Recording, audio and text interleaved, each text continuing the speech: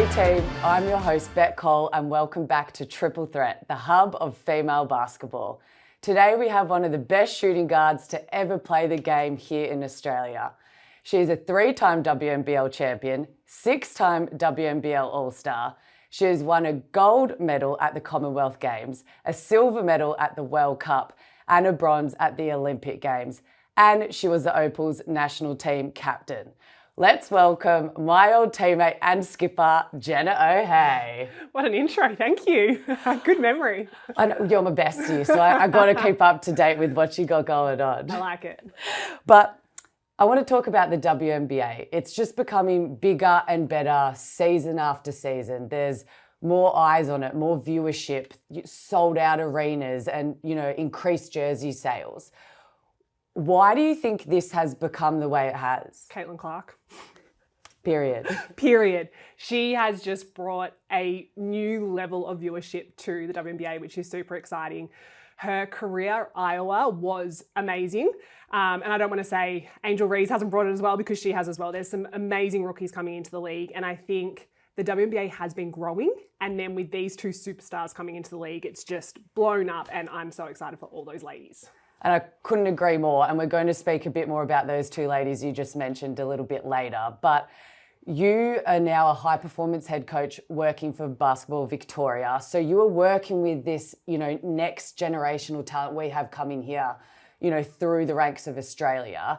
And it's not just a dream now, it is a reality. If they want to work hard, they could play in the WNBA. So what do you think as this head coach, what skills, what mentality do these young ladies need to, yes, they're representing their state, then they're playing in the WNBL, but what do they need to make it to the WNBA?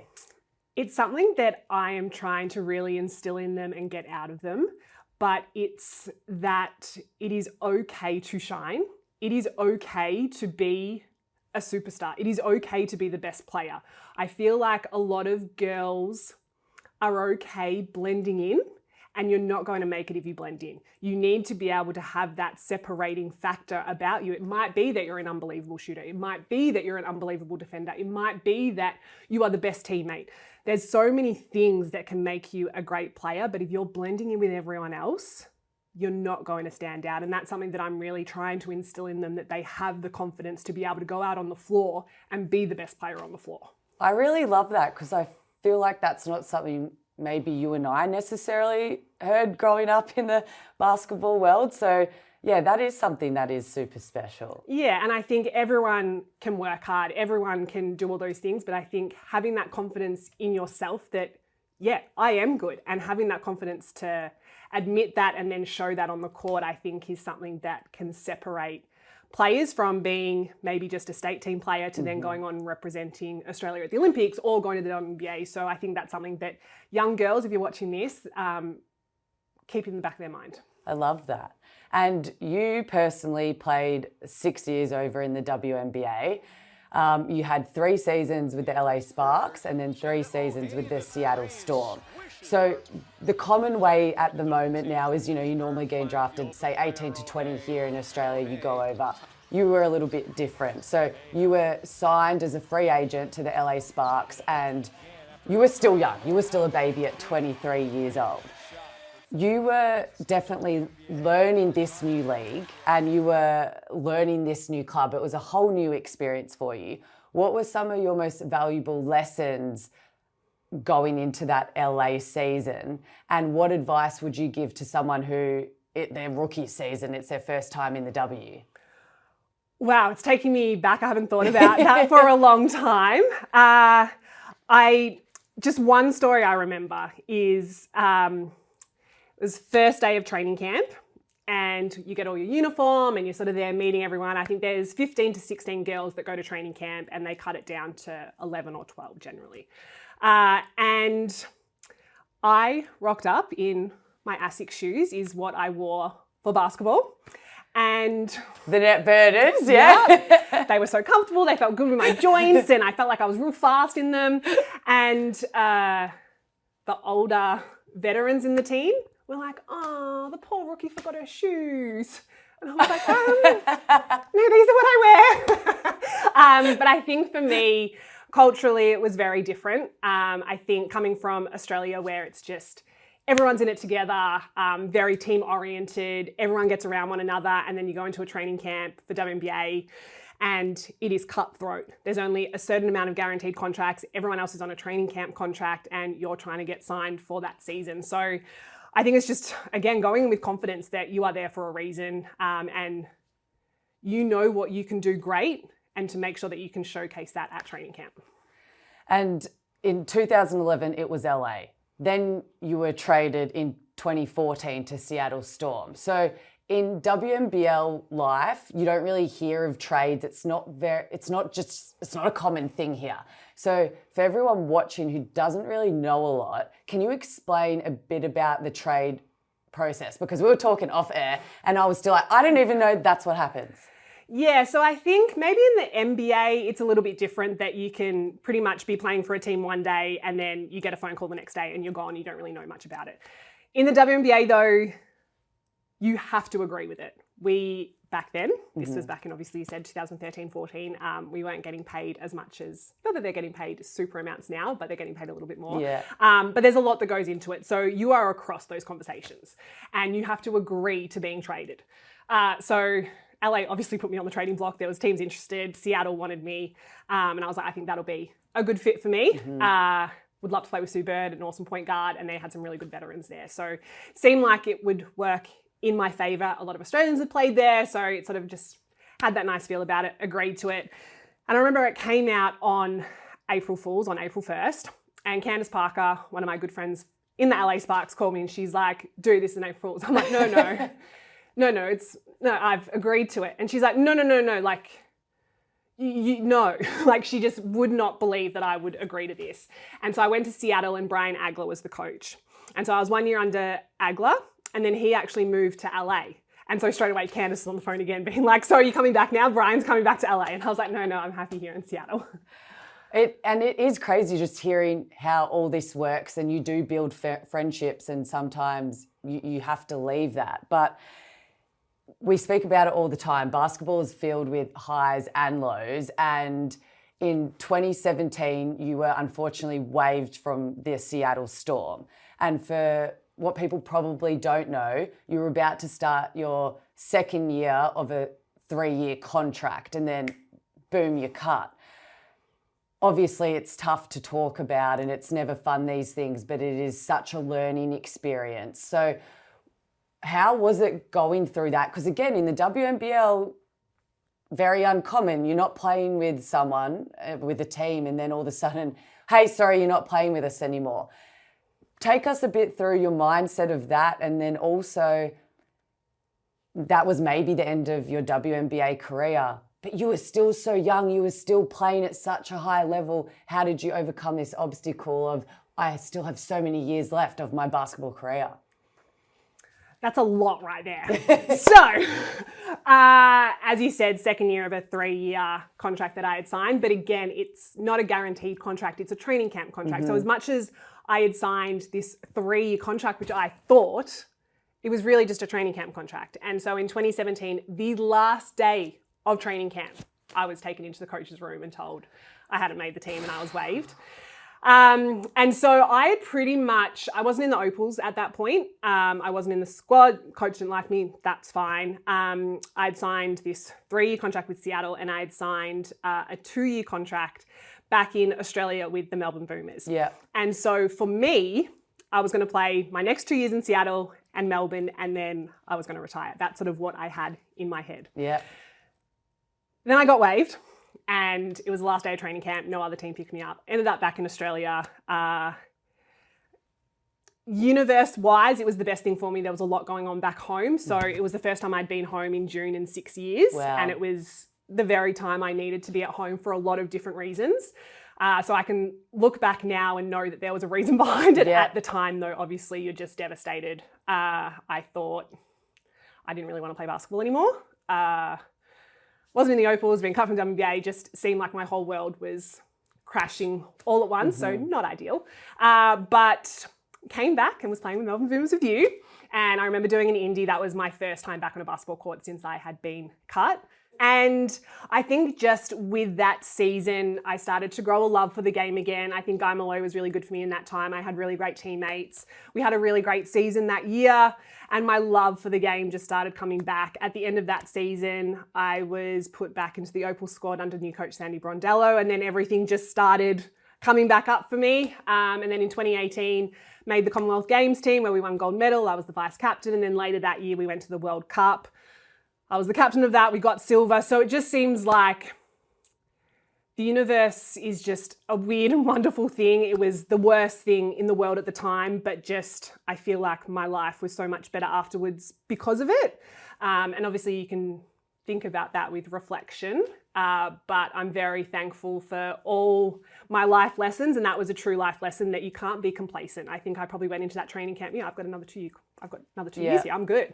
But no, you have to put your best foot forward every single time you're on a basketball court, and that was something that I did until I retired and I don't play anymore, but it's a life lesson that no matter what you do, you put your best self forward always, and that was a really great learning time for me.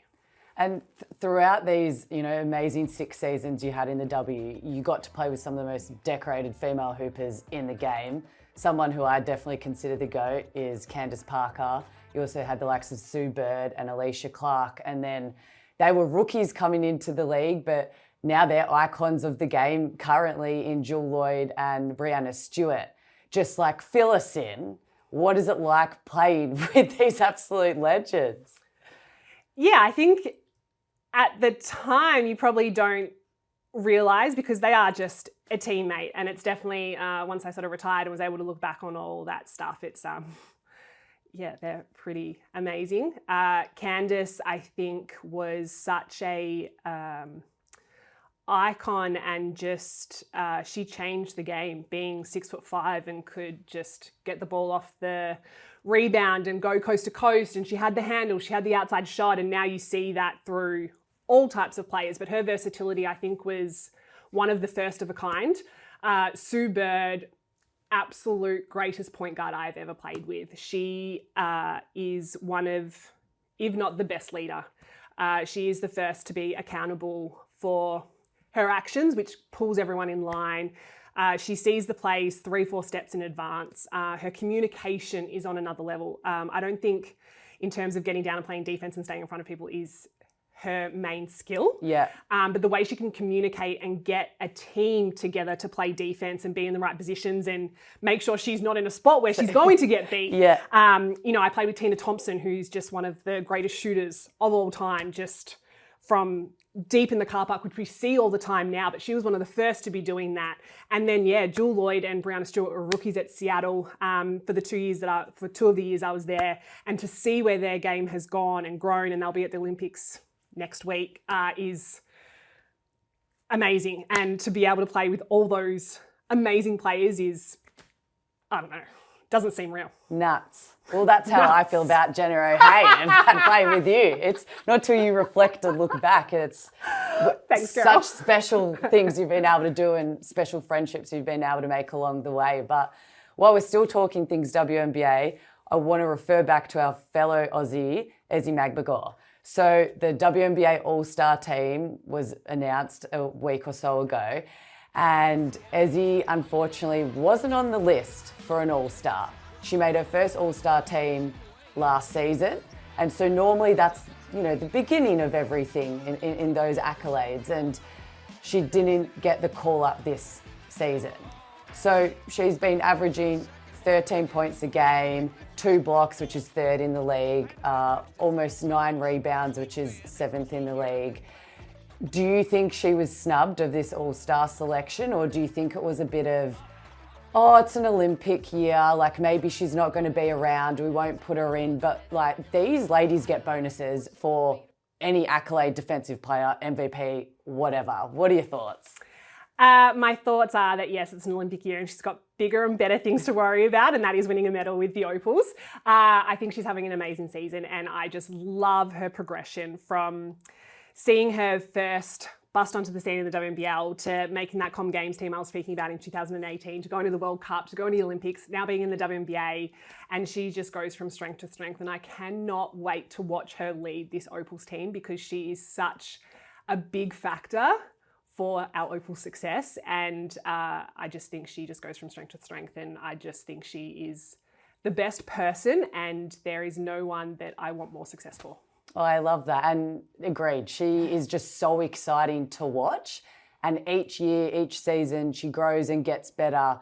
And I can't wait for her to enter her prime and to see what Ezi we really get. Yeah, because what is she, 25? Yeah, she's still a baby. So young, like there's still so much for her. And I think for women, like 27, 28 might be sort of when you entered the prime. Yes, and she's not even close to that yet, and she's produced all of this. So there's such excitement for her and what she's going to continue to develop and bring. And speaking of exciting talent, what's up for grabs is Rookie of the Year. Caitlin Clark, who you mentioned, Angel Reese, they've done so much for the game already in their first season. You have Clark, who's leading the league in assists. She's a rookie, and she's making history and being the first rook to go with 20 plus points and 10 plus assists in multiple games. And then you have Reese making history with 15 consecutive double-doubles. Like, this is pretty crazy and probably not what people expected. But what do you really love about their style of game? I love what they're bringing to the game of basketball, and that is more eyeballs. And the fact that the Rookie of the Year race is so close is bringing even more eyeballs and even more conversations, and it's just growing the game, and it's exciting.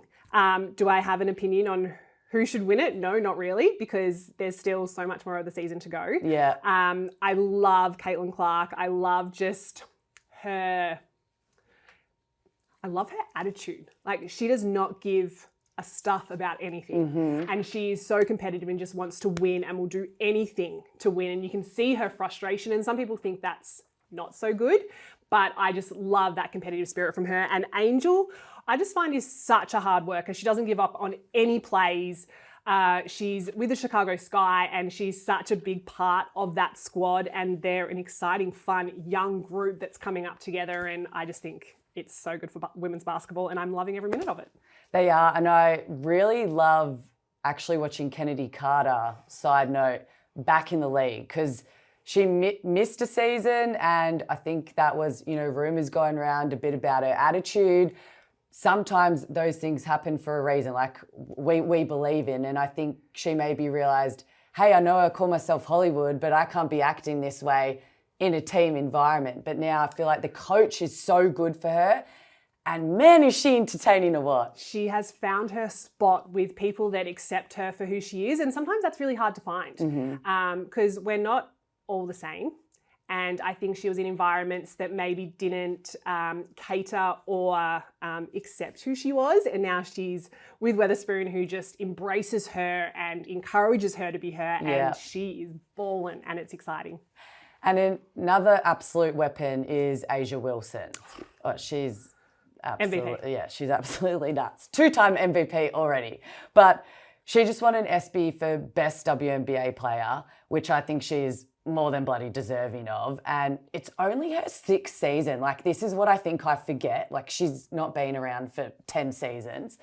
But she is just, to me, a powerhouse. What do you think separates her from the other post players in the league? It's a really great question. I think she can do everything. I love her at the high post and being able to rip and get on the rim. I think she has great counter moves, and her touch around the rim is really great. I think from her rookie season, first couple of seasons, as you said, it's only 6. Yeah. But I think the way Becky has that Aces team, playing together and moving the ball, I remember back to like USA teams when she would come on the court, we sort of, I don't want to say, a bit of a hole. Like, once it went into her, it wasn't coming back out. But with that Aces team and with Becky, her game is so much more rounded now. She'll find the open player and then they'll get it back into her. She seals and reseals again, rebounding, she's just all over it.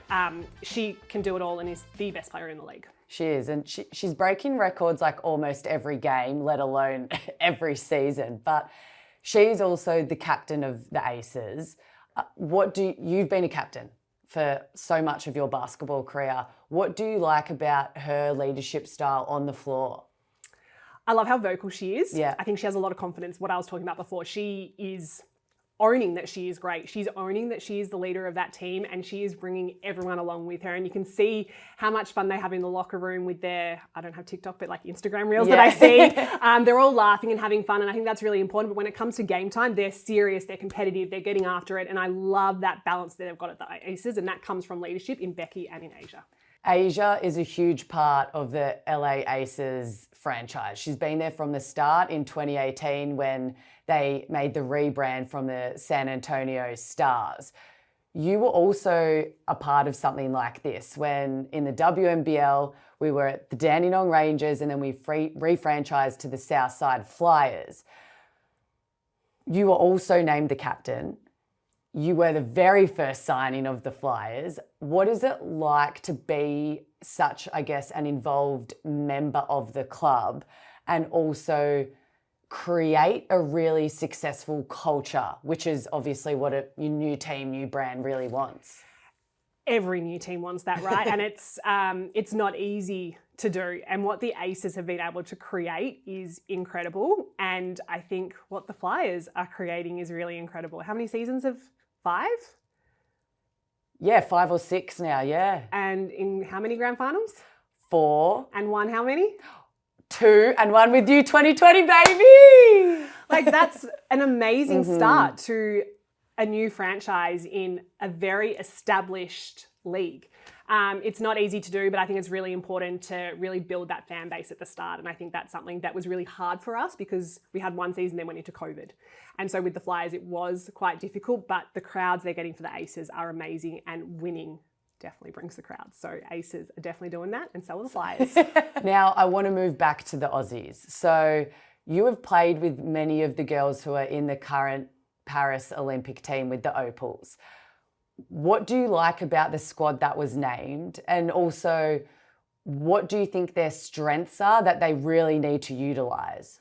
Yeah, so what I like about this group is that they have all played together a lot. There's a couple of fresh faces in there, which I think is really important to really blood those youngsters. And they're not youngsters that are just there for a free ride, like Ezi Magbegor and Jade Melbourne. They're going to play and they're going to contribute. But I think majority of that squad has been together for a long time. They have a lot of experience. They know how to play together. And I think going into a tournament where there's really lack of preparation, they get a couple of games together before the tournament starts. That is important. I think that's what they've lent into. And I think that's going to go a long way to see how far this group goes. I think we really need to lean into the defensive side of things. I think we can be a really aggressive defensive team. And I think if we lean into that, we'll get good stops and be able to run and get really easy baskets in transition. I think when we get locked down into the half court, we've just got to move the ball, run with pace, and I think they'll be just fine. And in 2018, you were named the Opals captain, but not only that, you were also a big role on the floor. So like you just said, you know what it means to need the win, want the win, and you have to get it done. There's no other option. But what do you think needs to be the cornerstone? Maybe it is defense, like you just said, or maybe there's another thing in order for them to get those tough pool game wins against the likes of Nigeria, host nation France and Canada, who are definitely, they've got some revenge on them. Yeah, it's a tough pool, but every pool in the Olympics is tough. That's why it's the Olympics. I think if we look back to the World Cup in 2022, I think it was the defense that really held them together, especially in that bronze medal game against Canada. They were just all over the floor defensively. And I think with that, it brings a lot of confidence to the offensive end. So I think if they can lock down, play that really good team defense, like we saw in the prep games against China here in Melbourne, I think that'll go a long way to getting those wins in the pool games and then getting a favourable crossover, which is what you always want in the quarters. And the Olympics is a little bit different as well, but always, once you're out of the pool games, it's a quarterfinal if you're successful. Can you explain a bit about how, one, just finals games are a whole different ball game, and two, the pressure that is on that game because it's do or die. There's no backup. There's no second chance. quarterfinal is and always will be the toughest game in a tournament. So you lose that at the Olympics, you don't play another game, you're out, you're gone, you're done. You win that, you're in touch for a medal, whether that be silver, gold, bronze, it doesn't matter, but you're in contention for them. But that quarterfinal, the pressure on that game is through the roof. And that's where you need to stay so tight. You need to be in it together. It's a full 40 minutes. Stay as tight as you can. And I guess try and not let the outside noise and pressure get to you. You need to be just a collective and nothing phases any of you and you just get it done together. And in 2021 for the Tokyo Olympics, unfortunately, yourself and the Opals were unsuccessful in getting a medal. You versed in the quarterfinals, Team USA, and fell short. A lot of the team that you played with is in this current Opals Olympic team. Will there just be fire fueling in their belly, knowing the Olympic, I guess, heartbreak that they had and what they really want to get done here this time in Paris? Yeah, I think it's a lot of the same girls, as you said, but it's a very different group. So I think a lot of people watching will know what happened prior to Tokyo. Tokyo was also very different. It was COVID. There was no crowds. It was just weird, a bizarre Olympics in general. Like, I think looking back, like London, I would go to all the other events and support all the other athletes. Literally, I left the village once outside of training or games for us, and that was to go watch one Boomers game. So it was just a very different Olympics. You were sort of stuck in your room or the Australian block. Very different. So what these girls are going to experience in Paris is completely different to that. So I hope that they can leave that behind them. Yes, I hope it fuels them, because we lost to Belgium first game, lost to China in very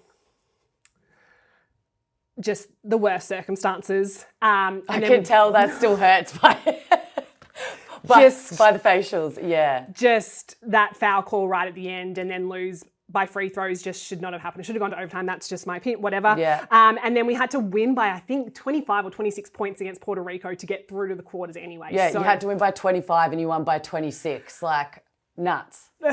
Like, that whole Olympics was crazy. But I think we saw from the Olympics to the World Cup in 2022, it was a very different group. And that group is similar to what's going to Paris. Yeah. So I think there should be a lot of excitement around this Opals group, and I just can't wait to watch them go to battle. I want to move slightly across now to the 3x3 Kangaroos. Yeah. So they need a shout out. So we have the likes of Annalie Maley, Marina Whittle, Alex Wilson, and Lauren Mansfield, who they've created history. They're the first 3x3 team to qualify for the Olympics. And this style of play, if you haven't watched it, you have, but for the viewers back home, is so different to the 5-on-5. But what do you love about the 3x3 game? I love how fast and physical it is. And I obviously watched you so much playing 3x3. I loved the energy and passion that you always had for it. And I can't wait to watch those girls at the Olympics. I hope you know that it's because of you that they've been able to get there. Like, the pathway that you created for 3x3 in Australia has made this possible for them. So I want you to remember that. Thank you, I appreciate that. But it is just a fun, fast, exciting brand of basketball. And those girls play tough, hard. They're just in it. They're enthusiastic. They're passionate. And that's exactly what you want to see from an Australian team. And I cannot wait to see them compete.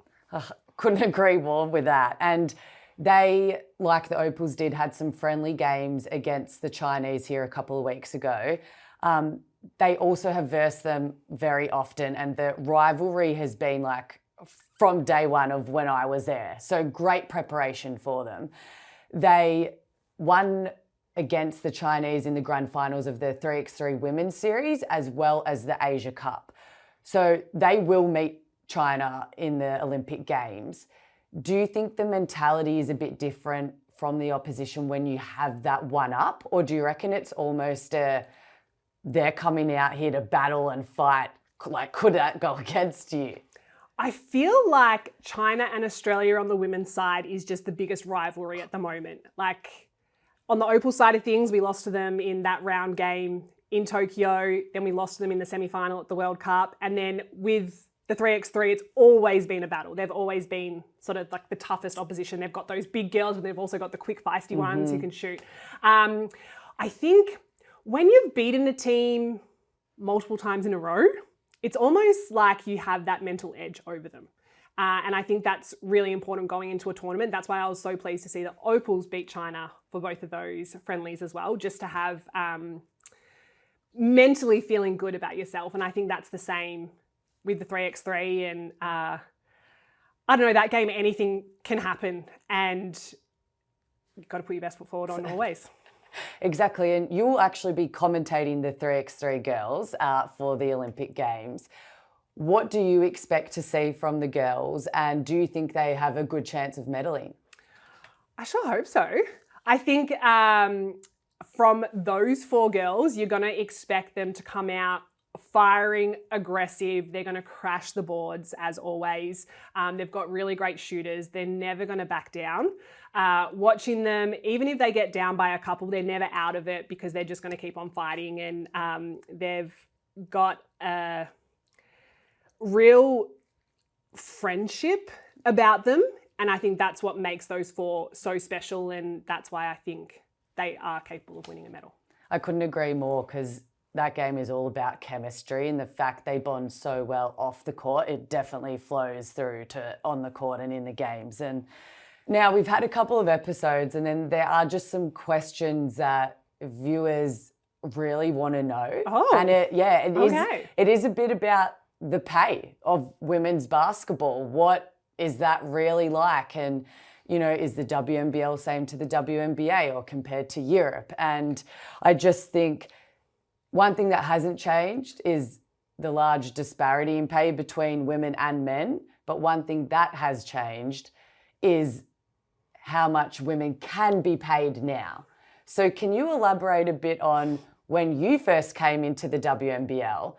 Could you live off this payment, or were you, says it all, or were you having to make sure your parents were helping you? Were you studying? Did you have part-time work? What was that like? Thank you, Mum and Dad, because I could not have done it without them. My very first season of WNBL, well, back then, my first season of WNBL was at the AAS. So that was a little bit different. But when I left the AAS and I signed with Dandenong Rangers, I signed for $1,000. And that was for the entire season. So yes, I needed a job. And yes, I needed my mum and dad's help. I would have been out on the street, not even being able to drive to training every day, filling up with petrol. That wasn't enough. So that was my very first. Can you even call that a contract? Yeah, that's just like what your petrol money for the whole season. Well, no, I'm paying to play. Yeah. Yeah, so it's definitely changed. I think we've made a lot of strides and a lot of improvements, but obviously it can keep getting... Still a long way to go, we know Yes, that. yes. In 2008, you actually went to Europe and you played in the French League.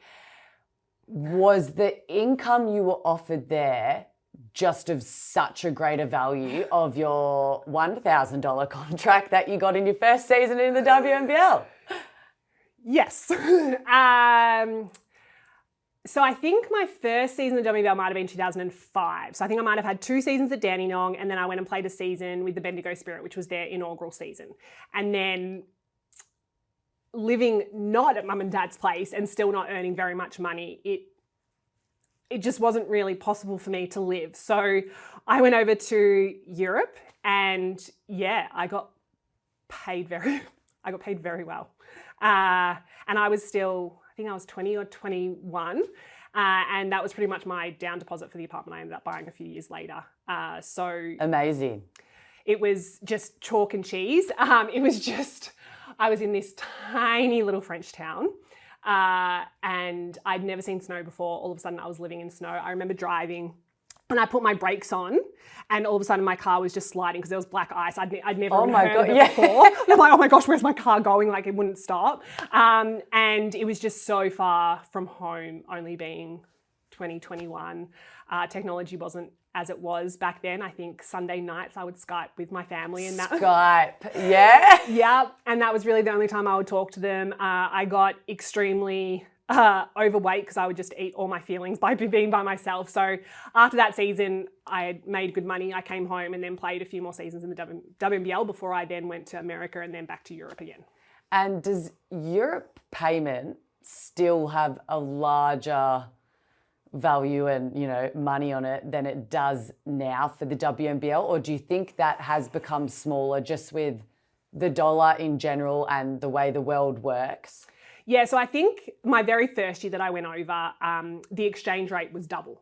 So and then when you're over there, your apartment's paid for, your car's paid for, so you're literally only paying for fuel and food. And that first year I did eat a lot of food, as I said, I put on a fair bit of weight. Some very expensive cheese and wine. But I think for the top end WNBL players, I think the gap has definitely shortened between Europe and WNBL. But when you're not paying for housing, you're not paying for car, and I know some contracts in the WNBL do have that, but I still think Europe, you're getting more money. It's just you're so far away from everyone, a foreign country, foreign language. The travel is long.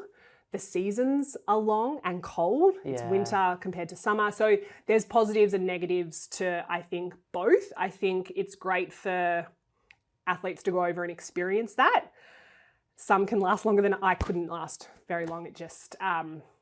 I love my family too much. Yeah, and does. It takes a lot out of you, and I think people don't understand it is quite lonely over there. And the loneliest. And you don't know what coach you're going to get. Some are nuts. Oh my gosh, this is another story. Yeah. So in 2008, my first year over in France, we had quite an old school coach. Yeah. And so it was definitely quantity over quality with training. So we trained twice a day, every single day. And in the morning, there was a guard session and a big session. The bigs would go into the weight room because they needed to be big and strong because they're post players. Yeah. And the guards would go and run out in the forest. That's not fair. So I'm out there running in the forest. No wonder I was eating so much. All warranted. And then, okay, so we go from eating bread, wine and cheese. And now we're going to the WNBA. Okay. Can you explain a bit about the contracts? Because again, it's different for, say, your rookie season when you go over there compared to being a season pro. What's the difference in the WNBA contracts? Yeah, so they're really structured. I can't speak for what it is now. I haven't been there for a long time. But you sign a rookie deal and you're on that for 3 years. And I think when I was there, it was about 56, I think, for those first 3 seasons. And that's over 4 or 5 months, so it's not bad pay. Then the 4th year, you can go up a bit more. Then once you get, I think it's to the 6th year, you become like what's classed as a veteran. You start getting your own room on the road and they have to pay you a minimum. I can't remember what the minimum, but it goes up each year. But I know the structure has changed a lot since I was there. So the minimums are a lot higher. And back then the salary cap was so strict that the top players like your Candace Parkers, for example, were not getting a lot of money. DT, but they would get a lot from sort of like Gatorade and their sponsorships. Okay. Whereas now the WNBA contracts allow them to get like their Supermaxes. So there's lots of different little contingencies with the salary cap and all the structures. So it has changed a little bit, but that was what it was when I was playing. And now I want to move to something a little bit more personal and something that you are very passionate about, and I will always back you, and I think it's super important. But you created the WNBL Lifeline round in 2019, and that was unfortunately after your Uncle Ferg took his own life. But you wanted to do something with this. And I can't even imagine how hard it was, but you wanted to really shine a light on mental health, on suicide prevention. And you did this with the help of Lifeline Australia. And not only did you raise awareness for this great cause, but you were able to also raise money, raise funds with the help of the other teams in the WNBL, the Melbourne Boomers, the Southside Flyers, for this national charity. And this still continues today. You have created this round, and even though you don't play anymore, the friendships you have built, we want to continue this legacy. So everyone, this will still be happening, this Lifeline round in the WNBL this season. So please get around it. Anything big or small that you can do to help really does mean the world. But Jenna, how much does it mean to you, this round? And also how much does it mean that it is still continuing Lifeline round to honour Ferg and so many others? Whew. it's been a little bit since I've spoken about it. But yeah, at the end of 2018, he took his own life. And as you said, I wanted to do something to honour him. And with a lot of help from WNBL and Justin Nelson in particular, who was at the Melbourne Movements at the time, we created Lifeline rounds. So that very first round, every team donated, I think it was $100 for every 3-point shot that was made. And we ended up raising over $15,000 that round with the WNBL matching it. But I think I was more proud of the conversations that it started. It's 1 in 4 in Australia suffer from mental health, and almost 8 people per day attempt to take their lives in Australia. And so it's more common than I think we talk about. So starting these conversations and starting this round, the amount of people that I had come up to me say, my brother or my aunt, like it just started these conversations, and it made us, I think, all feel like we weren't alone in our, there's no words to describe what we all feel when that happens. And for it to still be going on even in my retirement, just means the absolute world to me. And to know that Ferg is continuing to be honoured, and I hope he knows how loved he is still to this day. And we think about him all the time. We still talk about him, and it's bigger than basketball. Yeah. And basketball has always been my life, but I think having this happen made me realise I wanted to do more off the court, and throwing myself into Lifeline Australia has just been really heartwarming, and I'm glad I've been able to start those conversations, and I'm so glad that it's continuing to go on. And I thank particularly the Southside Flyers. I know you're all backing it behind me, and I really appreciate that. And Uncle Ferg would be so proud of you, Jen. Thank you. Like you said, it is about starting those conversations. And how great is it now that as athletes, we have the power to use our platforms to, raise awareness about different communities or movements or charities that we're so passionate about and believe in. How great is that now? And you do the same with your dad with lymphoma. So it's important for us to use our voices where we feel our passions, and it's really cool that our league gets behind us as well and allows us to do that. Thank you so much for opening up about that. I know that is hard, but it is so important for everyone to hear. The women's game is definitely growing, and people are starting to see the real value in the women's game. So Jenna O'Hea, thank you so much for being on Triple Threat with me here today. We had one of the best shooters in the game and the best passer off the backdoor cut, I would know, because I was on the end of them. But thank you so much for your insight and your knowledge. Thank you for having me. All right, team, that's all we have time for today, but make sure you stick around next week as we speak more female hoops action. I'm your host, Bec Cole, and this is Triple Threat.